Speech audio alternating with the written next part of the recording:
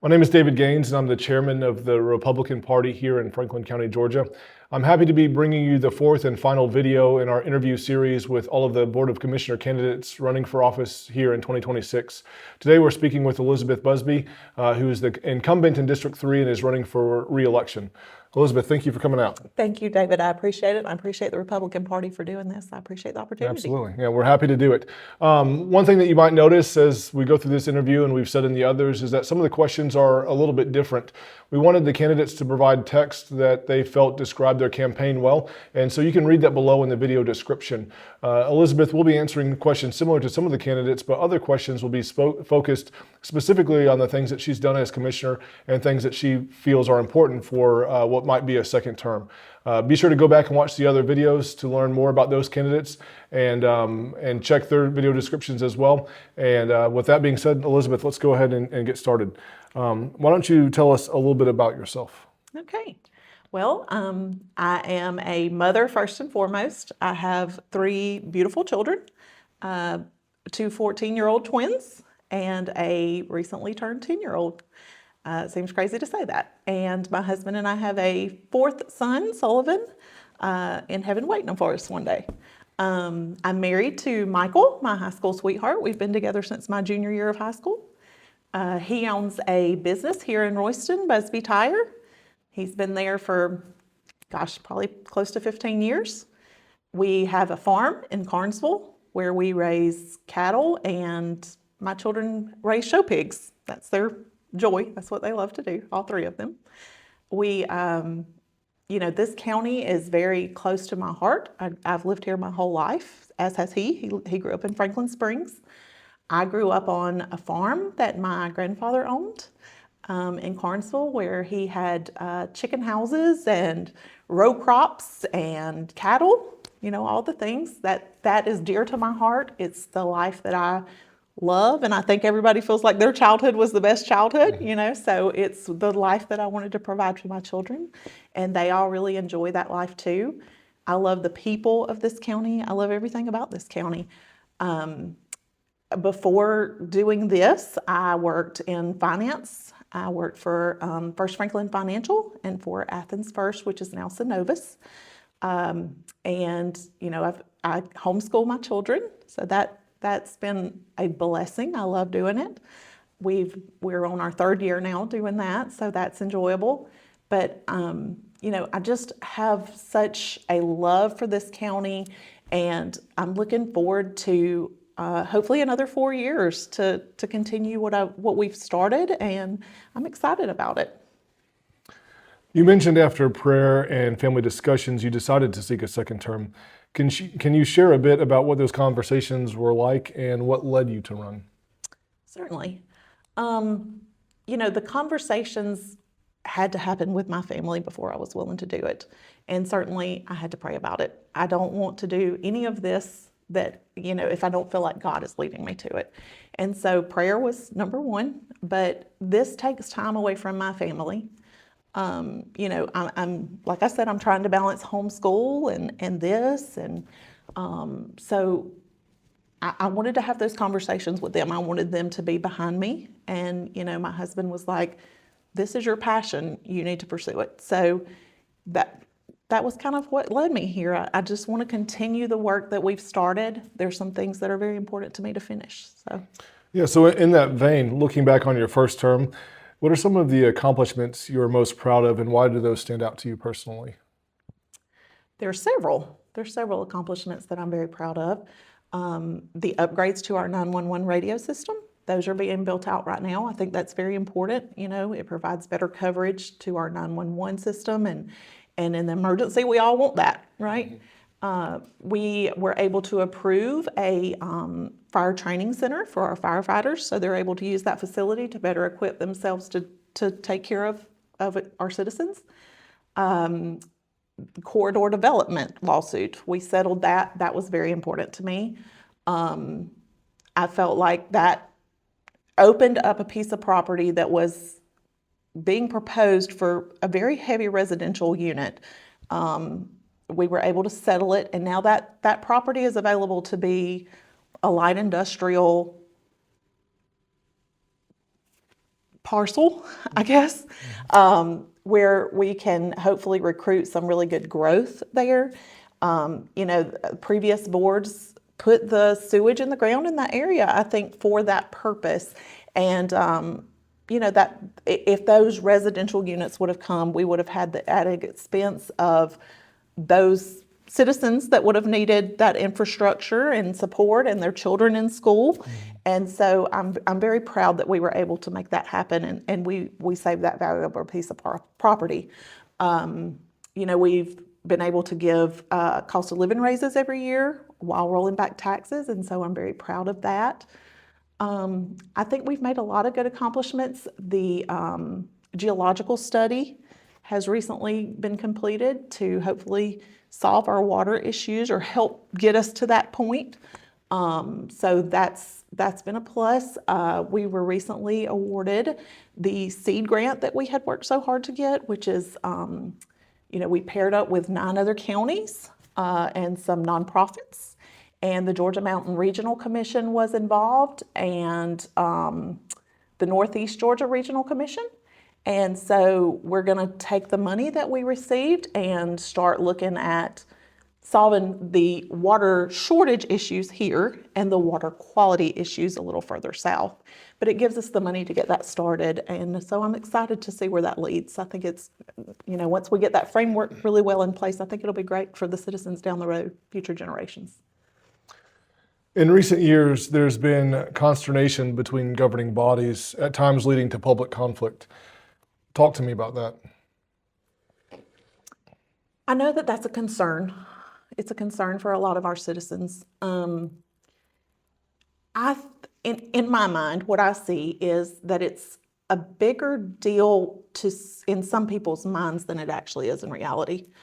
I have meetings with our mayors and our IBA, and those meetings always go well. We're always respectful with each other. They're productive. They're good meetings. I'm in conversation with Tanya, the executive director for the IBA, on a regular basis, working on projects and what have you.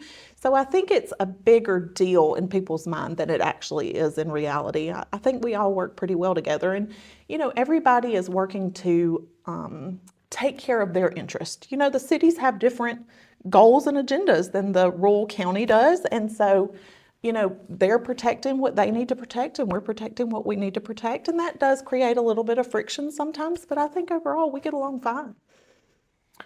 Serving as District 3 Commissioner has given you a front row seat in the county's day-to-day operations. What's one unexpected lesson or insight about Franklin County that you've gained over the past 3 years that you didn't have when you first ran? I think that would have to be the dedication of our employees. I don't think I realized how much goes into running a county. And, we have some amazing employees. We have some wonderful directors of our different departments.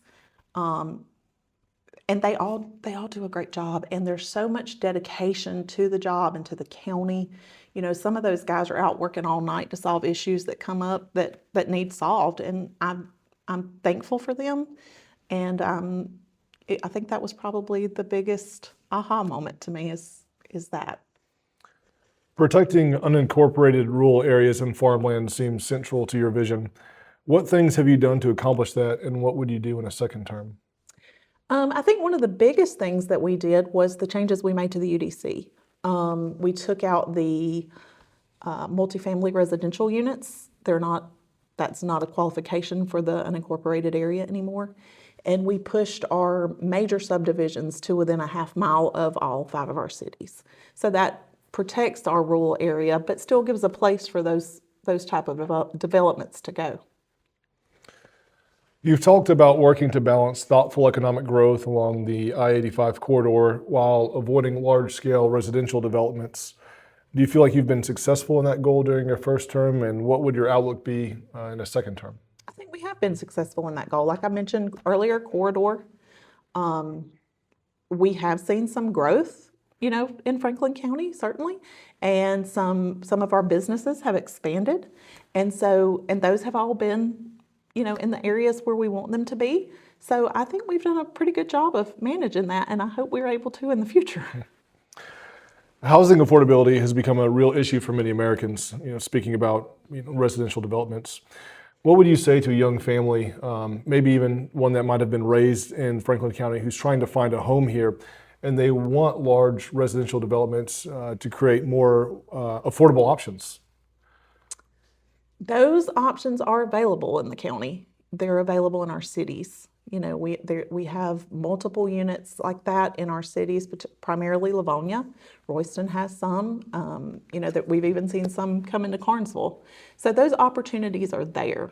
They just belong more in the cities than they do out where we don't have the infrastructure in place. The cities have the infrastructure to support that kind of growth, and we don't have that in the unincorporated areas. If you win and retain your seat, what would be one early win or tangible step that you'd push for in your first year? I want to continue to work on the UDC. Okay. I really want to get that ironed out. I know that we have a lot of citizens who are upset with all of the parameters that were put in place with that, and they feel restricted. And I really want to work on ironing some of that out. It's very important to me, and also seeing some good growth come to offset some of the taxes. That's important. And there are several projects that I've been working with Tanya on that hopefully will come to fruition, and we'll see some of that.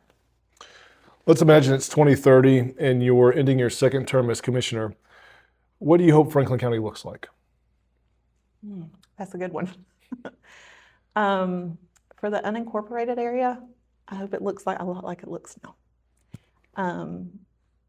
I've got, like I said, 3 children, and I hope to live here my whole life, and I hope that they settle beside of me somewhere. And I want them to experience this as adults. I want them to experience what we love so much about Franklin County. I want them to go outside at night and there still be fireflies. I want that life for them. I want them to have property, that they can run around on and have a good time. But I also understand that life is not for everybody. And so I want to see our cities prosper and grow. And I want to see some more development along our I-85 corridors and our industrial parks. So, that's kind of my vision. I hope that the areas that need to flourish well, and I hope that we are able to retain what makes Franklin County so special. Is there anything else that we haven't discussed that you want voters to know about who Elizabeth Busby is and how you've operated as a commissioner? I think my record kind of speaks for itself. I try to be a steady leader. I try to not have a lot of surprises. I vote to protect our farmland, but I also vote to grow this county in the way that it needs to grow. And so I hope that people know that about me and expect that from me, and I promise to continue to deliver that. And I just hope that moving forward, I can be even more transparent with you all. And, everybody is welcome to call me. My number is 706-491-4683. Feel free to reach out to me, talk to me about your concerns, and I'm happy to hear you out. And I hope that I get to look forward to another 4 years serving you guys. Well, thank you for coming out today, and thank you again for serving in your first term. As we've discussed with other candidates, just running alone is a huge expense of time, energy, money, effort, stress. And so on behalf of the citizens of Franklin County, we want to thank you for your first term of service, and thank you for being willing to run again a second time. Absolutely. It takes a lot to be willing to lead a community, and so we're grateful for that. And then lastly, as we do in every video, we want to thank you, the listener. Thank you for being engaged in this process and for caring about your community enough to sit down and watch these videos. I think it's important, and we would all agree here at the Republican Party that government works best when the people are involved and the people are informed. And so you're a big part of that process. To expand on that, we would love to have you out to our community forum on April 25th at 3 p.m. at the Carnesville Community Center. All 4 candidates will be there, and you'll have a chance to sit down with them, shake hands, and hear questions asked of them specifically related to that. There's an email address that you'll find in the text of the video below where you can submit questions that you would like for Elizabeth or any of the other candidates to ask. This is opportunity for us to come together as a community to vet these candidates and to ensure that we have adequate and appropriate representation here at the county level. And as I always say, we would love to have you join us at the Republican Party. We're growing and we're working to affect change to ensure that conservative Republican values continue to advance the agenda here in Franklin County, but also at the state and federal level. We want to see the values that make Franklin County special be expanded outside of our borders to be respected and understood in Atlanta and even in Washington, D.C. And we're making great progress to that end. And if you would like to be a part of that, we would invite you to join our party. Look in the information below and you'll find out ways to do that. Thank you again for taking the time to watch all of these videos. You'll see a lot of stuff over the next month, and we hope that you engage with all of that media. And then we look forward to seeing you again on April 25th at 3 p.m. at the Carnesville Community Center.